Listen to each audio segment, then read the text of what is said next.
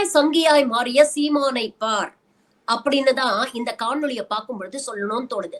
எவ்வளவு பெரிய அரசியல் தற்குறியா இருந்தா இந்த லூசு இந்த மாதிரி ஒரு கேள்வியை கேக்குது. யோசிச்சு பாருங்க. வக்ஃப் அமெண்ட்மெண்ட் பில்லை எதிர்த்து 22 பேர் தானே தமிழ்நாட்டுல வாக்களிச்சிருக்கிறாங்க. மொத்தம் 39 எம்பி இருக்காங்கல்ல, அதுல 22 திமுக எம்பி மட்டும் தானே எதிர்த்து வாக்களிச்சிருக்காங்க. மத்தவங்க எல்லாம் என்ன பண்ணாங்க?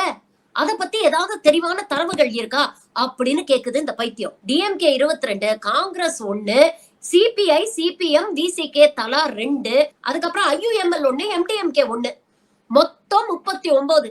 இவங்க எல்லாருமே சேர்ந்து வக்ஃப் அமெண்ட்மெண்ட் பில்லுக்கு எதிராக தான் வாக்களிச்சிருக்கிறாங்க.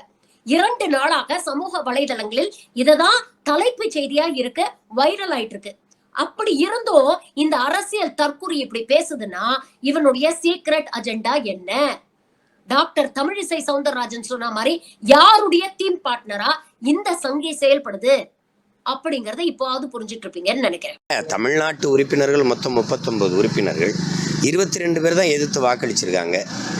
மீதி 17 பேர் வாக்கு போட்டாங்களா போடலையா, இல்லை ஆதரிச்சு போட்டாங்களா என்னன்னு அது யார் கேட்குறது? 39 பேர் புதுச்சேரியை தவிர்த்து தமிழ்நாட்டு உறுப்பினர்கள் 39 பேர், அதில் 22 பேர் தானே வாக்கு செலுத்திருக்காங்க. இப்போ வெளிப்படையாக தெரியுது, எங்கள் ஐயா ஜி.கே. வாசன் ஆதரித்து போட்டிருக்காரு, எங்கள் ஐயா அன்புமணி வெளியேறிட்டார். இப்போ மற்றவங்க வாக்கு என்ன ஆச்சுன்னு தெரியல.